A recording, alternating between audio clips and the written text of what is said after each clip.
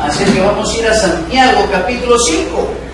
Santiago capítulo 5. Una vez más vamos a hablar acerca de lo que Santiago le estaba hablando a la iglesia perseguida, a la iglesia que había sido esparcida por los constantes acechos de los judíos recalcitrantes. Así es que vamos a Santiago capítulo 15, versículos del 12 al 18. Santiago capítulo 5, versículos del 12 al 18. Ahí va a salir en pantalla, por si no han traído Biblia. ¿Lo tenemos? Amén. Y la palabra de Dios la leemos en el nombre del Padre, del Hijo y del Espíritu Santo. Pero sobre todo, hermanos míos, no juréis ni por el cielo, ni por la tierra, ni por ningún otro juramento, sino que vuestro sí sea sí, y vuestro no sea no, para que no caigáis en condenación. ¿Está alguno entre vosotros afligido? Haga oración. ¿Está alguno alegre? Cante alabanzas. ¿Está alguno enfermo entre vosotros? Llame a los ancianos de la iglesia y oren por él, ungiéndole con aceite en el nombre del Señor. Y la oración de fe salvará al enfermo, y el Señor lo levantará. Y si hubiera cometido pecados, le serán perdonados. Confesad vuestras ofensas unos a otros, y orad unos por otros, para que seáis sanados. La oración eficaz del justo puede mucho. Elías era un hombre sujeto a pasiones semejantes a las nuestras, y oró fervientemente para que no lloviese. Y no llovió sobre la tierra por 3 años y 6 meses. Y otra vez oró, y el cielo dio lluvia, y la tierra produjo su fruto. Señor, te doy gracias en esta noche por la oportunidad que me das de poder, Señor, predicar tu palabra. Oramos en esta noche, Padre, para que puedas utilizarme, para que sea el Espíritu Santo tomando dominio de mi mente, de mi corazón, de mi voz, de mi pensamiento, Señor, y que las palabras que van a salir de mi boca sean de edificación para nuestros hermanos. Háblanos al corazón, Señor, y que podamos ser hacedores de la palabra.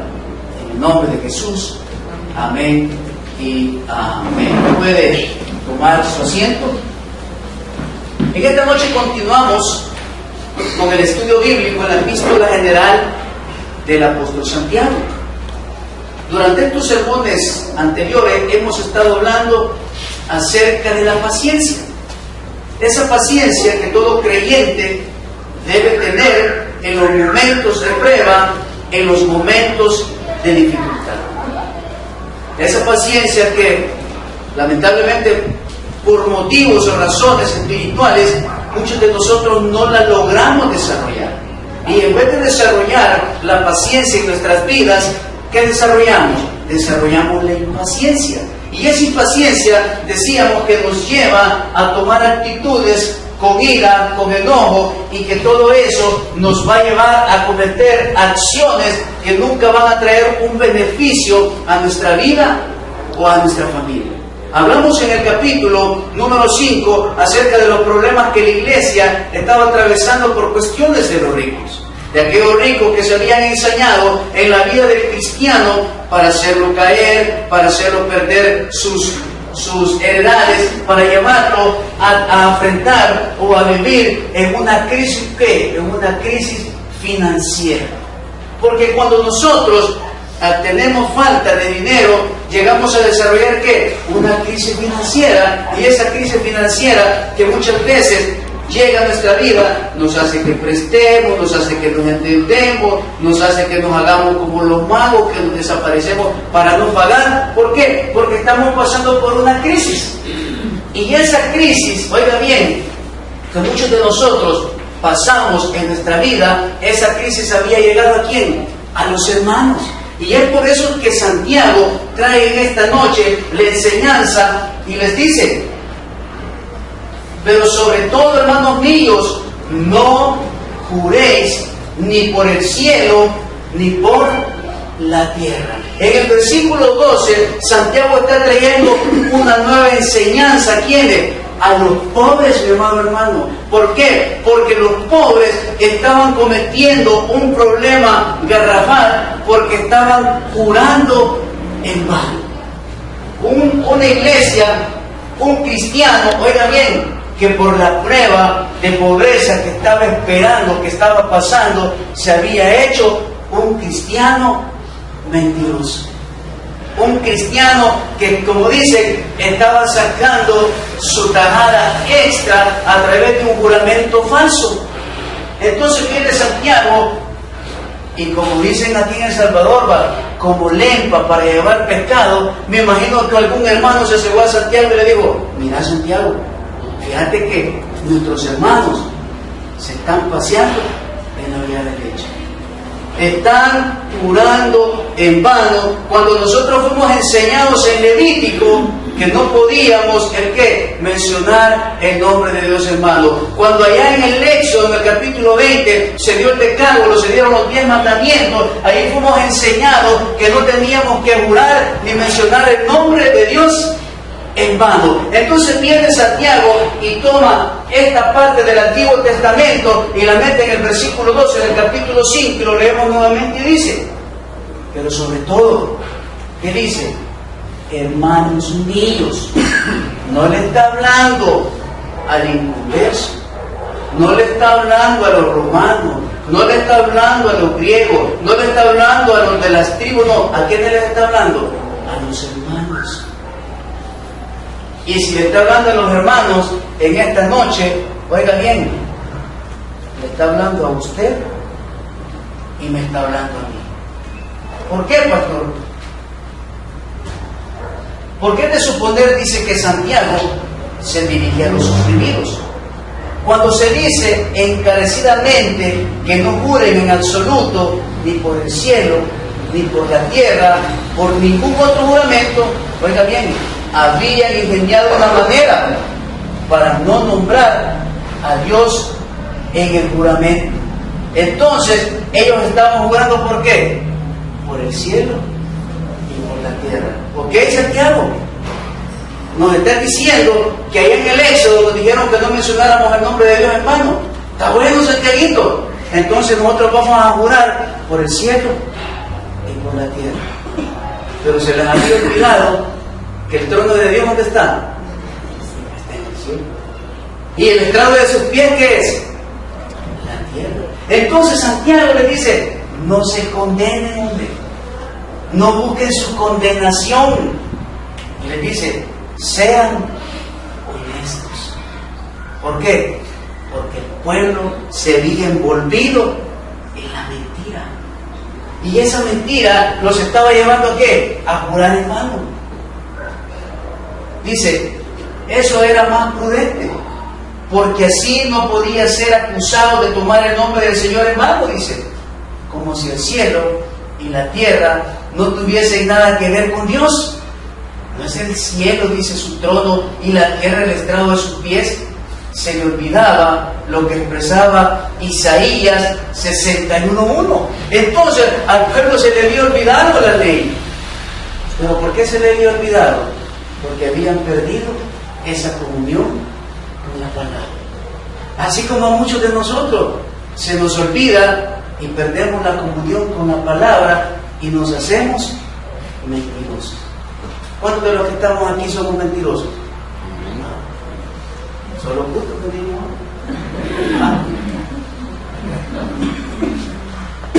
Y oiga bien, y esas mentiras las transmitimos a nuestros hijos. Los hacemos mentirosos. Entonces Santiago, oiga bien, está queriendo que sanar el corazón de los hermanos. ¡Ey!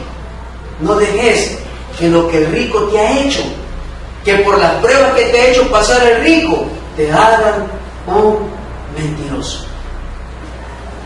Vamos a Isaías 61. 66.1. Isaías 66.1. Se les había olvidado lo que estaba escrito en la palabra de Dios. Y dice Isaías 66.1: Jehová dijo así: el cielo es mi trono y la tierra estrado de mis pies. Donde está la casa que me habréis de edificar, y donde el lugar de mi reposo. En Mateo 23:20 también dice: pues el que jura por el altar, jura por él y por todo lo que está sobre él. Y el que jura por el templo, jurará por él y por el que lo habita. Y el que jura por el cielo, jura por el trono de Dios y por aquel que está sentado sobre él. Entonces Santiago le dice: hey, no te estés contaminando, no te estés haciendo un mentiroso, le dice Santiago a los hermanos. ¿Y por qué? Porque Santiago dice en un comentario que habían visto actitudes en sus hermanos jurando en el nombre de los cielos. Y dice este comentarista que posiblemente llegaba el hermano, ¿qué tal? Como tranquilo, fregado. Mis 5 hijos los tengo sin comer en casa. Y viera la necesidad que estamos pasando. Ayúdenos, se lo juro por el cielo que mis 5 hijos están mal. Entonces dice el comentarista: pero si solo tienes 2 hijos y están jurando en nombre del cielo y de la tierra que tus 5 hijos están mal. Entonces los hermanos de Santiago estaban haciendo ese tipo de mentiras. Como muchos de nuestros jóvenes: te lo juro, dicen, que me asaltaron hasta el puño y me robaron el pisto. Y juran, hermanos.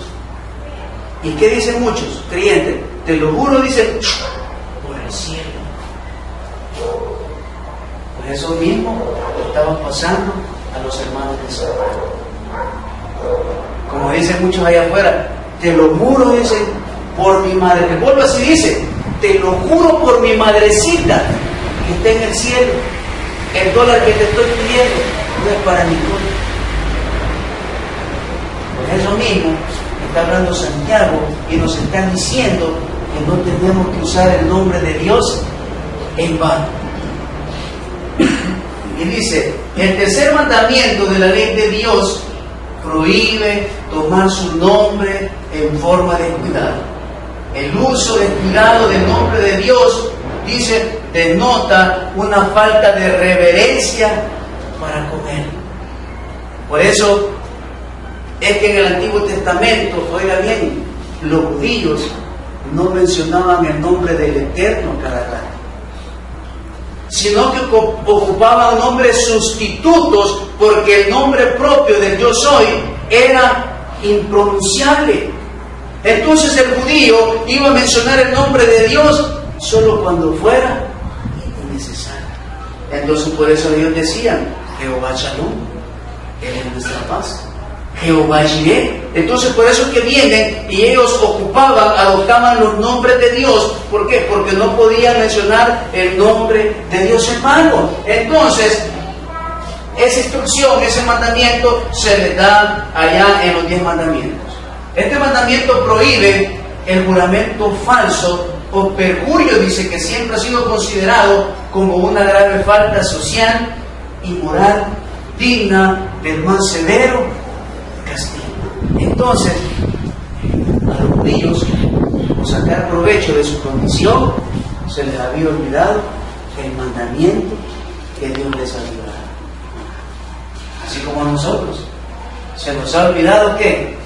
El libro, la palabra de Dios, leerla, instruirnos, vivir en ella, porque si nosotros verdaderamente viviéramos dentro de la palabra, mis amados hermanos, como dicen en el mundo, otro gallo no cantaría, otra situación tuviera mi familia, el dolor fuera menos en mi matrimonio, la situación en mi vida personal fuera mejor de la que estoy viviendo. Pero ¿qué pasa? Muchas veces me alejo de la palabra que da vida, de la palabra que es el pan de vida, que es la palabra de Dios, y empiezo a vivir en una mentira. Y qué difícil es, mi amado hermano, que lo descubran en una mentira. Hay una película de este famoso autor Jim Carrey que se llama Mentiroso, Mentiroso. Él es un abogado y el hijo nunca llega temprano a ver al hijo, y siempre que no llega temprano le tiene una mentira a su hijo. Pues el niño está cumpliendo años y le dice al niño, pide un deseo al momento de apagar la velita, y el niño pide que su papá no sea mentiroso por 24 horas. Y mire, y él va a ir a defender un caso, y cada vez que él va a decir una mentira, se muerde la lengua, se golpea, y es tan mentiroso que va a tener un pastel nuevamente, lo compre, y le dice al niño que vuelva a pedir el deseo, pero ahora para que pueda mentir.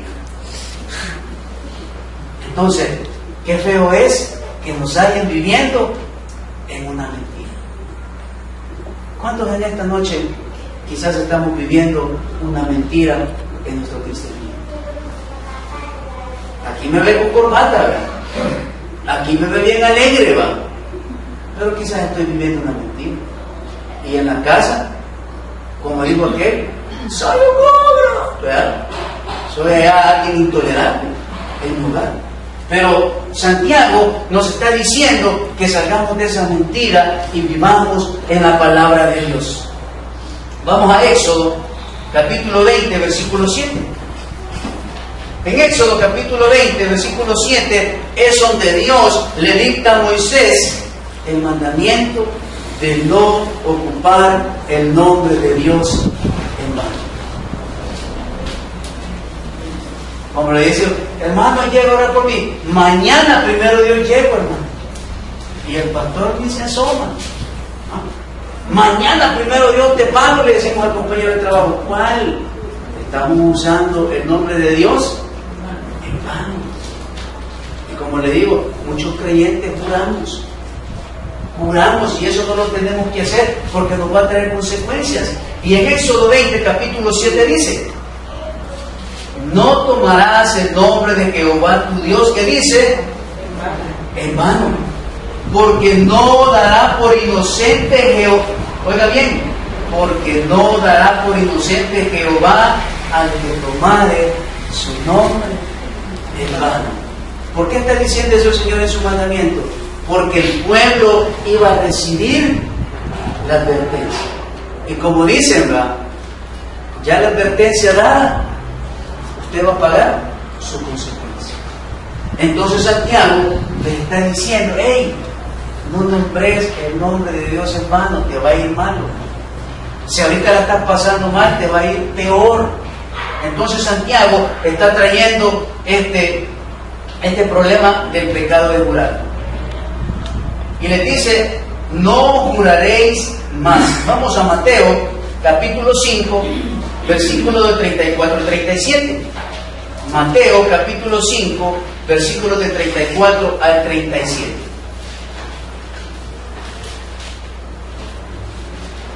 El jurar nunca va a traer nada bueno a la vida del creyente.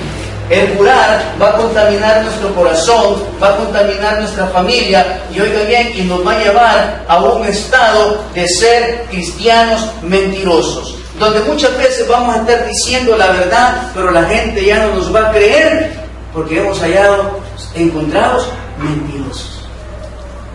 Así como los políticos, que prometen bastantes cosas y usted le cree, y en las próximas elecciones, ¿qué dice uno?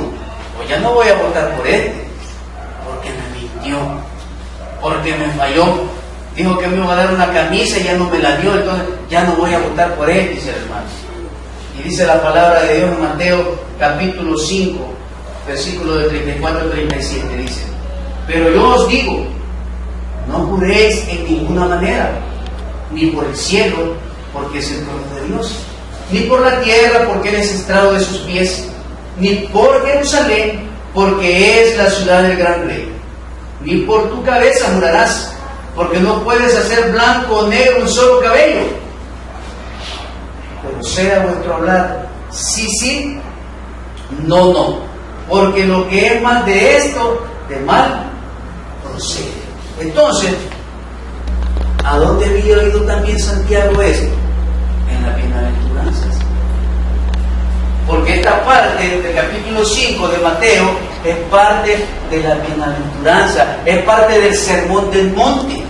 Entonces Santiago en ese momento dice: hey, si Jesús nos habló allá de eso, cuando Jesús estaba con nosotros, cuando aún yo, dijo Santiago, no creía en Él hasta que me presentó después de haber muerto, entonces Jesús nos dejó esa enseñanza.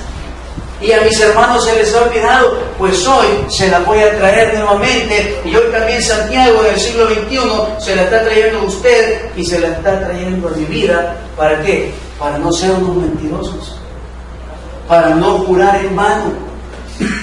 Te lo juro que mañana te pago la renta, le dice la señora, o que alquila la mañana se lo doy, yo la voy a buscar el puesto. Y la señora, ¿cómo me queda? Esperando. Y seguimos orando por el abuelo. Ya le oró por su abuelo, por su tío, por su hijo, y porque hasta por el oro de la casa me ha orado y no ha venido, dice la señora. Entonces, Santiago nos está trayendo, oiga bien, que el jurar es malo para el cristiano. Dice que la palabra jurar viene de la palabra griega jorkos. Y dice, es primariamente equivalente a jercos, que significa vaya, pero no de ir, hermano, sino que vaya de qué, de una cerca, de una cerca. También dice que es un cercado aquello que contiene ¿qué? A una persona. De ahí el juramento. Entonces, cuando yo estoy cercado, cuando yo sé que tengo un límite, no voy a andar, oiga bien, jurando en nombre de Dios, sino que voy a ser ¿qué? Un cristiano honesto. Y siempre voy a hablar con la verdad. Si debo, hermano, ¿qué me puede decir? Hey, mira, fíjate que no me salió nada en la quincena. Y le enseña el voucher, solo el puerto me dieron. Mira, $3.50 porque los demás fueron descuentos. Pero primero Dios, el otro 15 no me quiten mucho. Y te voy a abonar aunque sea algo. Pero vayamos y hablemos con la verdad. Y Santiago está diciendo que nosotros tendremos, oiga bien, que vivir de acuerdo a la palabra de Dios. El mandato del Señor en Mateo 5:33, oiga bien, constituye una condena de las minuciosas y arbitrarias restricciones impuestas por los escribas y por los fariseos en el tema de los juramentos, y por lo que se profana el nombre de Dios. Este mandato, oiga bien, se repite en Santiago capítulo 2. En el capítulo 5, versículo 12, correcto. Y ahí está un cuadro comparativo de Mateo, capítulo 5, versículo 34, 35 y 37, con Santiago 5, 12. Entonces vemos que Santiago está trayendo una enseñanza, oiga bien, del Antiguo Testamento, que fue que se dictó el mandamiento de no usar el nombre de Dios en vano, con la enseñanza que se encuentra ¿dónde? En el Sermón del Monte. Entonces, predicado por Jesús, por su hermano, hoy lo trae a la Epístola General de Santiago. ¿Para qué? Para que nosotros como creyentes caminemos en la verdad del Señor. Y en este mismo capítulo encontramos, oiga bien, el tema de la oración eficaz. Esa oración eficaz que cada uno de nosotros como creyentes deberíamos de practicar todos los días. Oiga bien, pero una oración eficaz es porque mi oración va a ser certera. Es porque mi oración no va a ser contaminada por nada. Es porque mi oración va a llegar directito ¿dónde? Al corazón de Dios. Es por eso que se llama oración eficaz. Porque no tiene, oiga bien, ningún estorbo entre Dios y mi persona. Pero, ¿será eficaz mi oración? Y dice en el versículo número 13, vamos a 5:13, y dice la palabra de Dios. ¿Está alguno entre vosotros afligido? ¿Qué dice, hermano? Haga oración. ¿Está alguno alegre? Cante alabanzas. ¿Está alguno enfermo entre vosotros? Llame a los ancianos de la iglesia y oren por él, ungiéndole con aceite en el nombre del Señor. Vamos a hacer un apartadito especial solo para explicarle más o menos. Porque dice, y lleven a los ancianos, y dice, y ungiéndole con aceite en el nombre del Señor. Según la costumbre bíblica, el aceite de oliva, oiga bien, era el Espíritu Santo de Dios, lo representaba el aceite de oliva. Bíblicamente hay 3 tipos de aceite. El primero es el que se ocupaba ¿para qué? Para el uso doméstico, con el que cocinaban.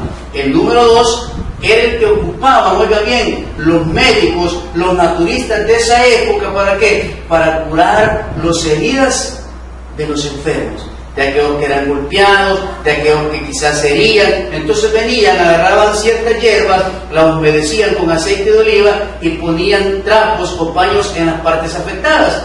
Y el número 3 es el más importante, es el uso que se le daba ¿dónde? Dentro del tabernáculo de Dios. Era el uso que le daba el sumo sacerdote en el momento que imponía ¿qué? Manos sobre las personas. Era el aceite que ocupaba también el profeta cuando Dios empezó a instituir reyes dentro de la nación de Israel. Le dijo a Samuel, ve y unge ¿a quién?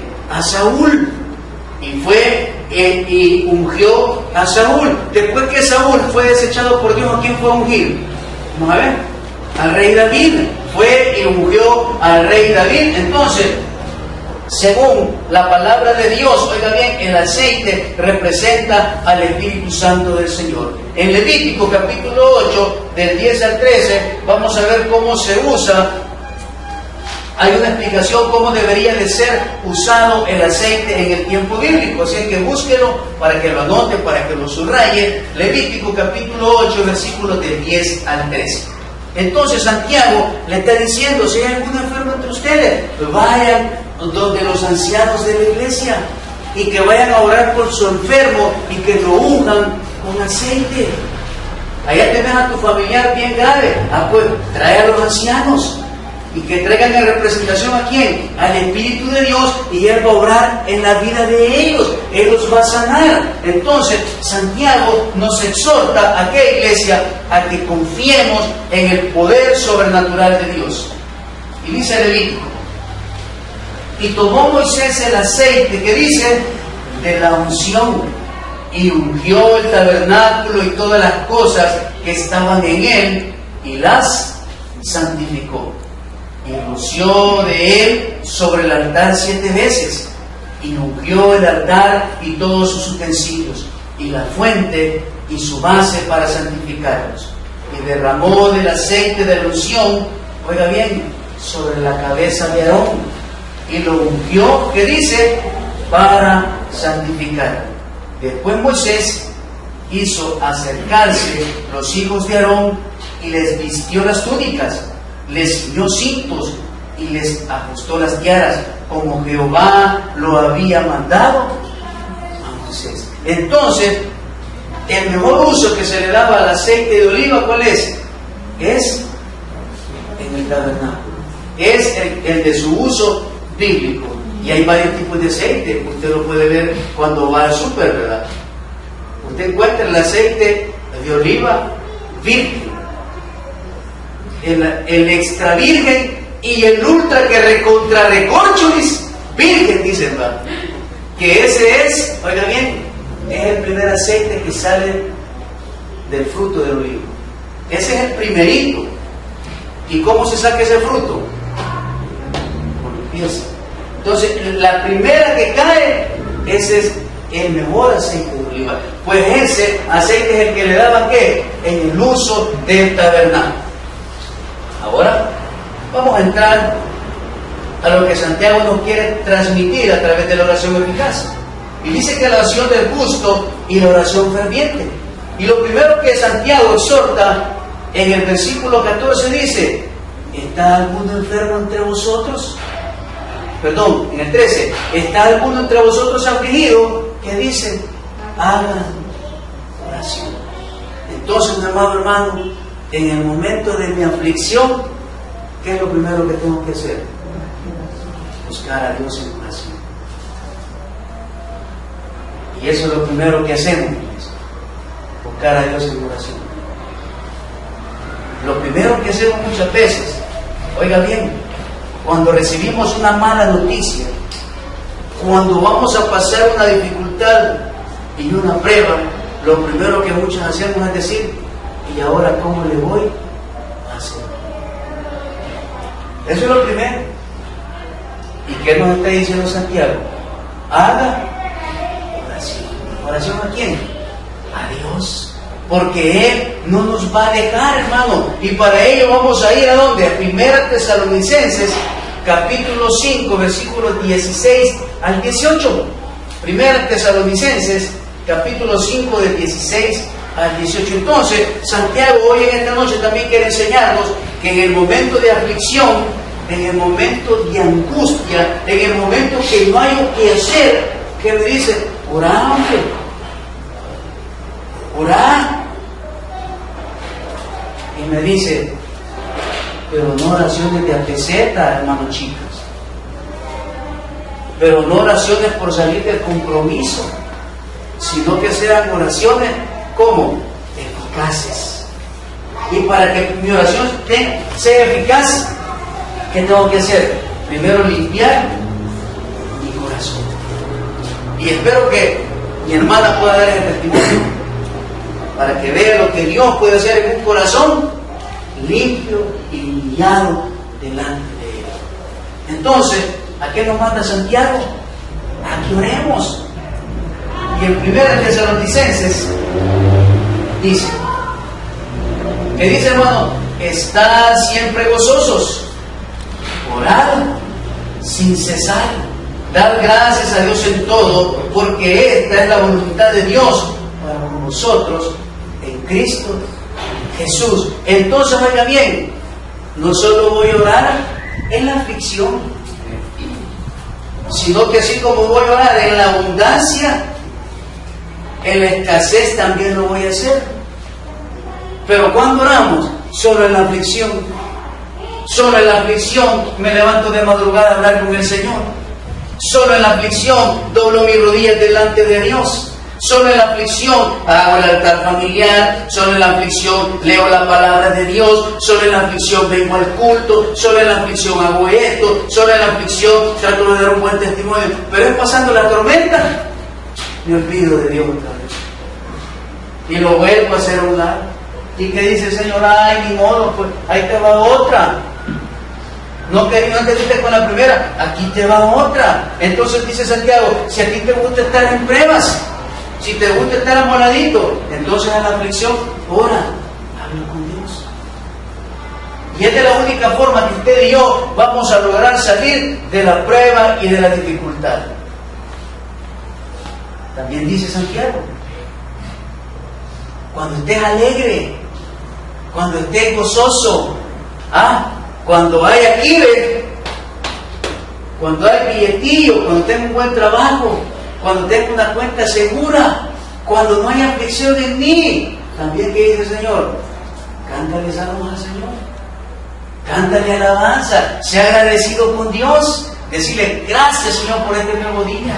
Gracias, Señor, por esta nueva semana. Gracias por mi familia. Gracias por mi esposa. Gracias por mis hijos. Señor, gracias. Alégrate. ¿Alégrate qué?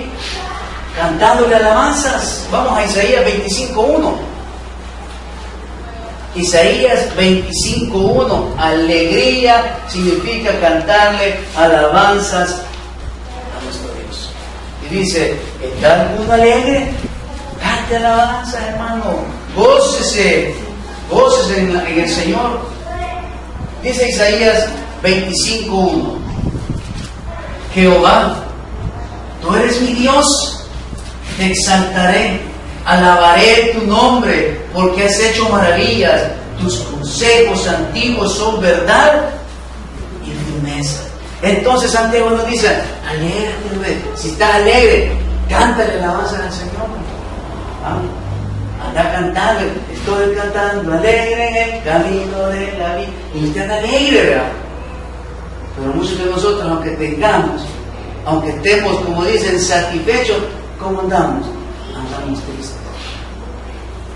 ¿Por qué andamos tristes? Porque nos hace falta la alegría del Señor. Y esa alegría del Señor solo la vamos a encontrar en las Escrituras. Éxodo 23, 25. Éxodo 23, 25 dice: mas a Jehová vuestro Dios serviréis, y Él bendecirá tu pan y tus aguas, y yo quitaré toda enfermedad de en medio de ti. Y mi alabanza y mi adoración también, oiga bien, están a través de mi servicio. Pero ¿cómo tiene que ser ese servicio para Dios? Tiene que ser con excelencia. Porque a Dios, oiga bien, no le gustan los mediocres, sino que Dios, ¿cómo lo quiere todo? Con excelencia. ¿Y por qué Dios nos pide la cosa con excelencia? Porque Él nos dio lo mejor en la cruz del Calvario. Dice que nuestra salvación, oiga bien, es para siempre, es eterna. El sacrificio de Jesús en la cruz del Calvario dice que fue de una vez y para siempre. Así es que, si Dios dio a su Hijo, entonces mi servicio, ¿cómo tiene que ser? Con excelencia para el Señor. Y por eso dice Santiago, oiga bien, ¿está alguno alegre? Cante alabanzas, dele gracias al Señor por las maravillas que ha hecho en su vida. Y número 3, dice, en enfermedad, entonces vamos y le pedimos oración ¿a quién? A nuestros hermanos. Hermano, llévenme en oración. No, pero si que este problema solo yo, no. Si Santiago dice, sientes mal, dile a tus hermanos que te cuerpen en oración, que te ayuden a orar por tu problema, que te ayuden a poder salir de la situación que estás viviendo. Y mire lo que dice Efesios capítulo 6 versículo 18. Vamos a salir con la primera parte. Y dice en Efesios capítulo 6 versículo 18 dice: orando en todo tiempo, con toda oración y súplica en el Espíritu, y velando en ello con toda perseverancia y súplica por todos los santos. ¿Cuántos santos habemos aquí? Amén. No somos santos por nuestros méritos, somos santos ¿por quién? Por Jesús. Entonces, ¿qué dice Pablo en la carta de los Efesios? Orando en todo tiempo, con toda oración, que dice, y súplica en el Espíritu, y velando en ello con toda perseverancia. ¿Qué es perseverancia, hermanos? Ser constantes en nuestras oraciones. Pero nosotros queremos el milagro para ayer, y como Dios no me respondió ahora, ya no sigo orando. Pues estás de regalo, dice el Señor. Pues seguí sufriendo. Pues seguí en aflicción. Pues seguí llenándote de temores. Pero ¿qué dice? Con toda perseverancia y súplica por todos los santos. Eso quiere decir que yo voy a interceder por mi hermano, por mi hermana, por mi hijo, por mi padre, por mi cuñado, por mi vecino, por todas las personas que están a mi alrededor. Tengo que orar como fervientemente por su necesidad. Pero cuando nos volvemos mentirosos, ora por mí. Sí, hermano, va a estar en mi oración. A mí me ha pasado. Pastor, me dicen, ¿cree que puede orar por mí? Sí, hermanita, voy a orar por usted. Y como no noté, pasaron 15 días y no oré por el hermano. Y más adelante, ¿qué me dice la hermana? Gracias, pastor, porque sus oraciones fueron efectivas. Dios me sanó. ¿Sabe cómo me siento yo? Que me cae la cara. Y en mi mente, ¿sabe qué digo?